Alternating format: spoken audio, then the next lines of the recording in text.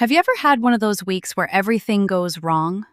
You're stressed at work, you're sleeping terribly, and suddenly you're craving chocolate, pizza, or chips. And then you step on the scale and think, wait, did stress just make me gain weight? Well, the answer is yes, but probably not in the way you think. Because stress doesn't magically create fat, but it can make your body and your brain much better at storing it. First, let's give stress a little credit, because stress is not bad. In fact, if our ancestors didn't have a stress response, they probably wouldn't have survived long enough to become our ancestors. Imagine you're walking through the forest and suddenly a tiger appears. Your brain immediately hits the panic button, and within seconds, your body releases hormones like adrenaline and cortisol.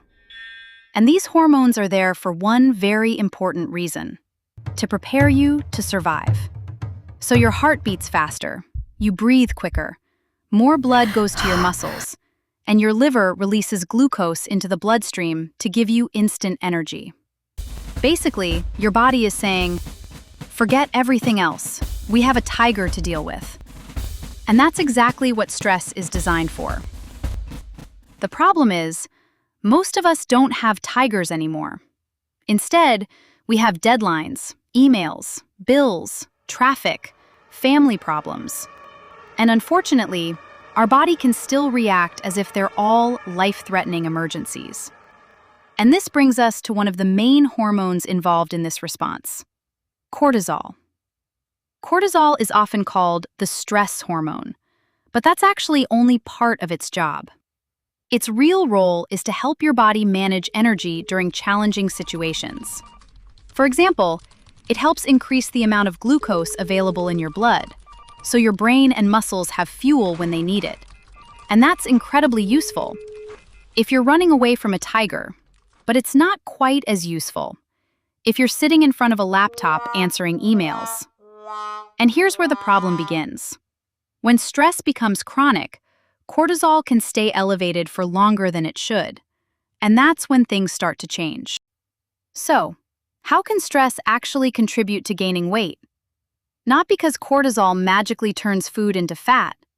Instead, it influences several behaviors and body systems that make weight gain more likely. First, it can increase your appetite, especially for foods high in sugar and fat. Why? Because those foods activate the brain's reward system and temporarily make us feel better. Your brain isn't saying, I want vegetables. It's saying, please give me something that makes me feel better, immediately. Second, stress often affects sleep. Poor sleep changes hormones involved in hunger. You produce more ghrelin, which increases appetite, and less leptin, the hormone that tells your brain you've had enough to eat. So the next day, you're hungrier.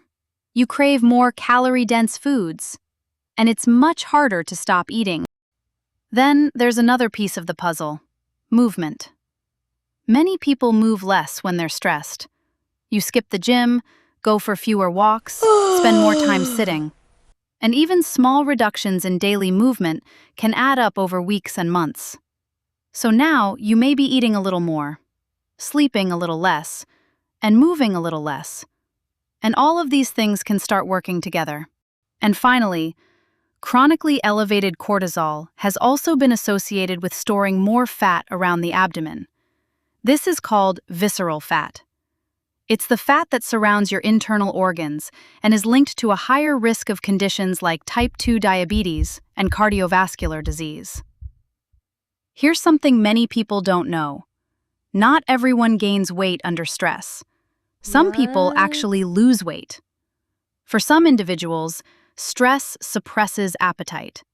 Others become more physically active without even realizing it. Some simply forget to eat.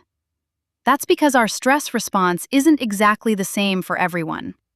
Genetics, personality, past experiences, sleep, lifestyle, and the duration of stress all influence how our bodies respond. So, does stress make you fat? Not directly. Stress doesn't create body fat out of nowhere, but chronic stress can increase appetite, affect sleep, reduce physical activity, influence where fat is stored, and make healthy choices much harder. In other words, stress doesn't break the laws of biology. It changes the conditions that make weight gain more likely. And understanding that difference is important, because if you've been struggling with your weight during a stressful period, the solution isn't just eating less. It might also mean sleeping better, managing stress, moving your body, and giving yourself a little more compassion. Because sometimes, the biggest obstacle isn't a lack of willpower. It's that your body has been trying to survive a tiger that doesn't actually exist. If you enjoyed this video and learned something new, don't forget to like, subscribe, and I'll see you in the next one.